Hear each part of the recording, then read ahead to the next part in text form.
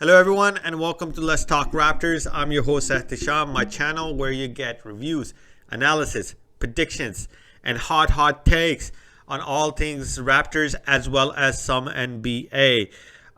So the season is pretty much upon us. There's a lot of excitement going around. We just had our media day for the Raptors, and preseason starts on Monday. So I wanted to go over a few things and start talking ball.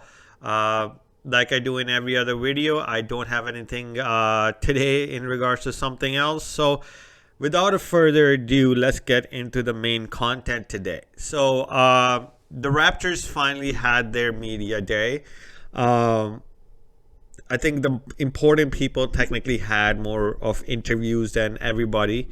And training camp has started. So I wanted to review the media day because it revealed a little bit of our mentality going forward, as well as what we can expect from our leaders, right? So let me start off with Goran Dragic. Okay, so Goran Dragic didn't start off on a good note with us after getting traded, making those comments that he wanted to be somewhere, that aspired to win a championship and all of that stuff. He did the media interview. Now, he comes from Slovenia, serious dude. So you didn't expect much of a, peppy person or somebody who's going to be making, jokes and all that crap. But something he said that kind of made me respect him and be willing to give him a second chance going forward, even though he himself knows that he's only here till the trade deadline, until there's a better deal on the table. Because, again, the Raptors want younger talent.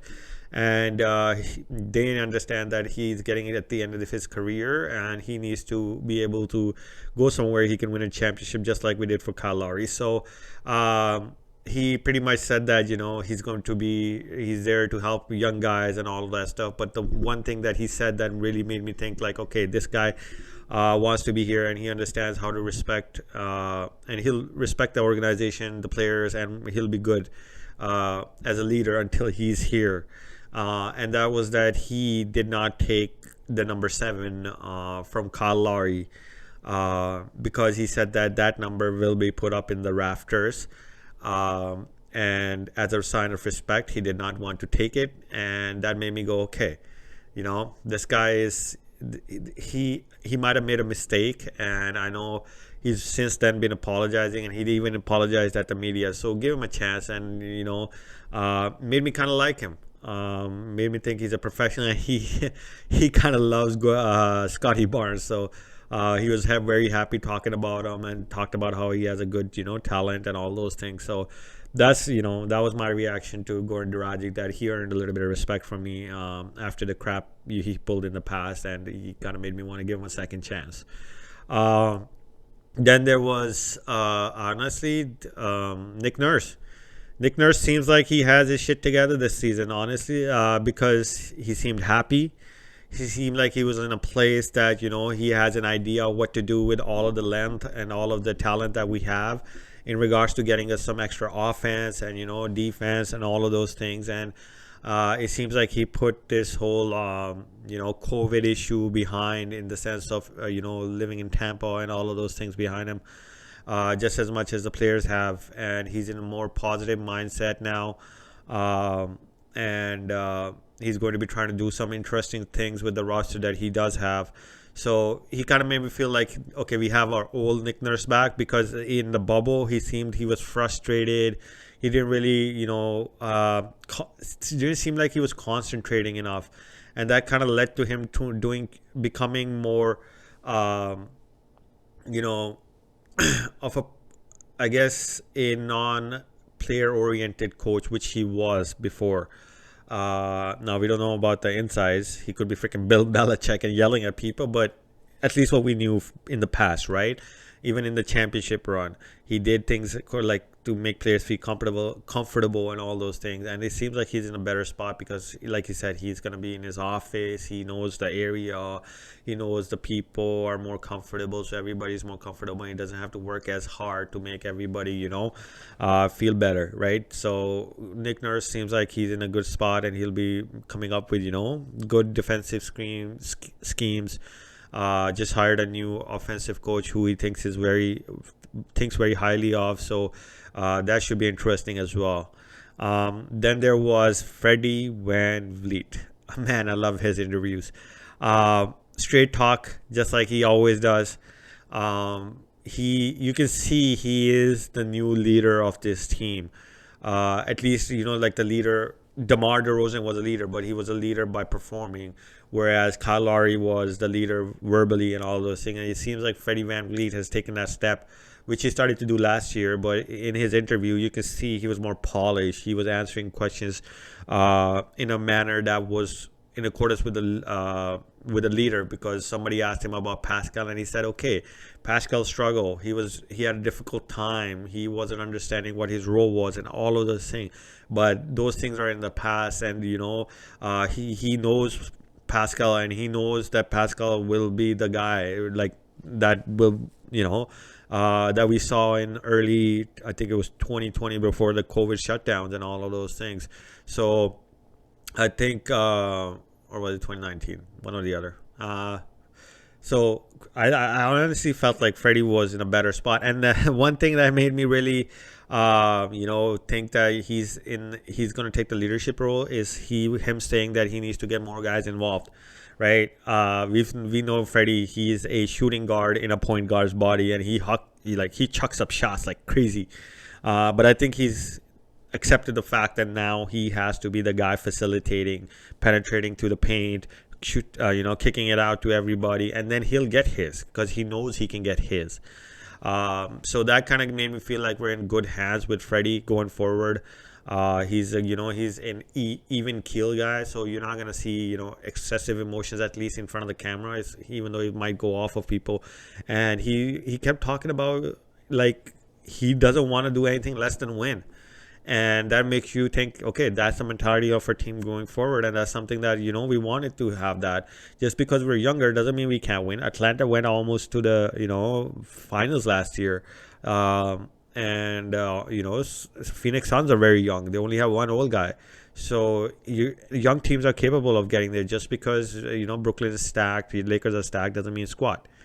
Then there was Gary Trent. So Gary Trent's interview was very small. He kind of went OG on people, in the sense that he didn't really get excited or get sad or all that stuff. But he talked about how his game was good. His game was developing. He was learning more on the defensive end, the schemes and all of those things. And he's trying to become more of a person who can get, the game. The weakness we noticed in his game last year was his inability to create a shot for himself by going to the basket. So, he did bring up that point that he's, concentrating on those aspects of the game. So it kind of tells me that, he's still there. And he said that he loves being in Toronto, and he loves that, that they're letting him be who he is and letting him become that guy that can, I think he can be the first option, honestly. But again, if he's the second option, that's not a bad second option to have. So I think he's going to take a second step further. And I think his interview, honestly, he's always had those type of interviews where he's just straight up and he doesn't talk much. And I think that's his personality that makes him, in my opinion, he's an assassin. And if Nick Nurse puts the ball in his hand, I think he is the guy to put it, him or OG, because they don't get rattled at all. And then there was the interview I think that everybody was waiting for, and I honestly was waiting for, and that was Pascal Siakam. Now, the last video I made about his article, and people thought that I hate on, I'm hating on Pascal. I don't hate Pascal. Honestly, I don't. I respect his game. He's a very good player. I just had an issue with his attitude. I get he was struggling, but, those are things that you should deal with behind doors. You shouldn't come out if you are supposed to be the leader. And his concept, his, statement that he didn't know if he was the guy was kind of, childish to me. But his interview showed me that the old Pascal is back. He was smiling. He was sitting straight. He had no attitude whatsoever. He seemed happy to be there. He seemed like, he was in a good place, like the Pascal we knew, the the happy go guy that always was positive, was respectful, and all of those things. And he talked about how he's trying to become the leader, even though he doesn't he's not there yet, but he's trying, right? He's trying being more vocal. He knows that the more offensive onus is on him now, even after coming after from the shoulder injury, and he needs to, how younger guys like Scotty Barnes are going to be looking up to him. So he wants to be that guy for them. So that gave me confidence that now he knows where he's supposed to be. He's in a better mental space, and I think he will come back to the level that he was at before the shutdown and everything like that. I think he's over the COVID, the depression issues, like all of those things that were going on in his life, and now he's a little bit more mature, and I think he's in a better place, and he will be a good leader with Fredi VanVleet going forward. And he was, again, it was fun to see him be the the older guy and talking about Scotty Barnes, because like Scotty's got the energy, even has more energy than me, and it shows that these guys are liking the younger guys. They want to guide them and everything like that. So it seems like the Raptors are in a good place. And this is all I got from the media, the media day. It's not like I haven't told, but seeing the body language for Pascal, I think he's going to be all right. And I think the Raptor fans are going to be back on him, back on his bandwagon and everything like that. I never went off his bandwagon. I just did not enjoy his, sitting back, being disrespectful, having issues with the coach and all of those things. If he gets rid of that, I never doubt his game. His game is going to get better. Even though he might not be the finisher, he doesn't have to be. Because he can still carry us offensively for 3.5 quarters. Anyways, the last person I want to talk about is Scotty Barnes. Now, he didn't really get the big media day thing, like an interview, but everybody talked very positive about him. They love his energy. They love the effort that he puts in the practices. Like they say that this kid is a killer in the sense of, he's a hard worker. He knows nothing other than winning. He wants to, be part of the team, and he kind of pumps up the team.